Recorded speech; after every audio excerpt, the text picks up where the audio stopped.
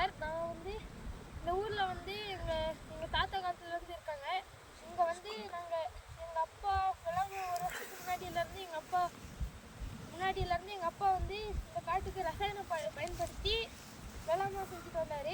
இந்த ஒரு வருஷமாக எங்கள் சார்கிட்ட கேட்டேன், சார் என்ன சார் செய்யலாம்? எங்கள் அப்பா வந்து ரசாயனத்தை பயன்படுத்தி வேளாண்மை செய்கிறாரு.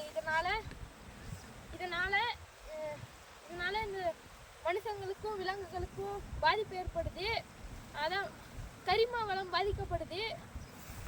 மண்ணின் தரம் வந்து ரொம்ப மாசுபடுது. நீர் மாசுபாடு எல்லாமே மாசுபடுது. அதனால் நம்ம மனிதர்களுக்கு வந்து ரொம்ப மாசுபாடு விளைவிக்குது. அதனால் விநாசகர்கிட்ட சொன்னதுக்கு அவர் சொன்னது தான் நம்ம இயற்கையாக விளைவிக்கலாம் அப்படின்னு சொன்னார். அதனால் நாங்கள் வந்து விளைவிச்சுட்டு வரோம். நாங்கள் வந்து மாட்டு எரு, பஞ்சகாவியம், தசக்காவியம் போன்ற பொருட்களை வச்சு நாங்கள் வந்து மண் தயாரிச்சுட்டு வரோம்.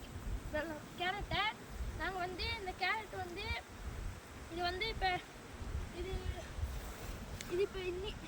இப்போ தான் பிரிக்கிற ஸ்டேஜில் இருக்குது. இந்த கேரட்டுக்கு வந்து நாங்கள் எந்த விதமான ரசாயனங்களும் யூஸ் பண்ணுறதில்ல. ரசாயனம் யூஸ் பண்ணாததுனால மனிதர்களுக்கு தீங்கு விளைவிக்காது. அந்த நீர் மாசுபாடு ஏற்படாது, விலங்குகளுக்கும் மாசுபாடு ஏற்படாதுன்னு நான் சொல்கிறேன். இந்த சுற்றுச்சூழலும் பாதிக்கப்படாதுன்னு நான் சொல்கிறேன். நாங்கள் இந்த கேரட்டை வந்து 120 நாளில் அறுவடை செய்கிறோம். 120 நாளில் அறுவடை செய்கிறோம். நாங்கள் செய்கிறத பார்த்து எங்கள் சுற்றுவட்டத்துலேருந்து எல்லாம் இந்த இதே செய்கிறாங்க. அதனால் நம்ம மனுஷங்களுக்கு பலம்னா எந்த தீங்கும் விளையாது.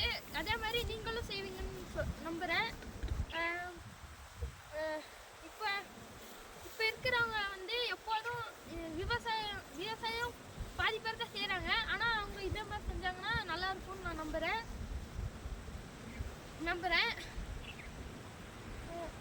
மாட்டு எரு வந்து நாங்கள் எங்கேருந்து வாங்குறதில்ல, நாங்களே தயாரிக்கிறோம். பஞ்சகாவியத்தை நாங்களே தயாரிக்கிறோம். தசகாவியத்தையும் நாங்களே தயாரித்து நாங்களே பயன்படுத்துகிறோம். அது எப்படி தெளிக்கிறோன்னா பாட்டிலில் ஓட்டப்பட்டு ஒவ்வொரு லைனுக்காக அப்படியே பாய்ச்சிட்டு வரோம்.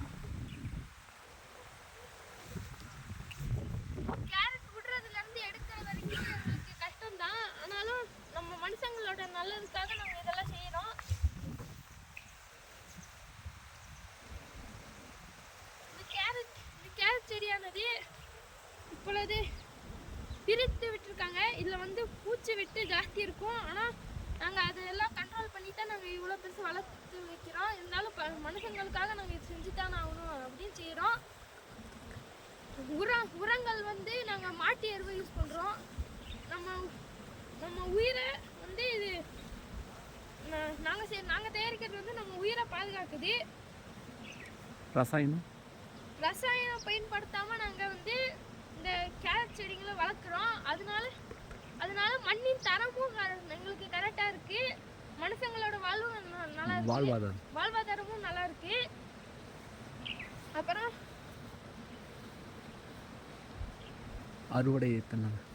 அறுவடை செய்யறது வந்து நாங்கள் எப்போதும் அறுவடை செய்யும் போது எந்த விதமான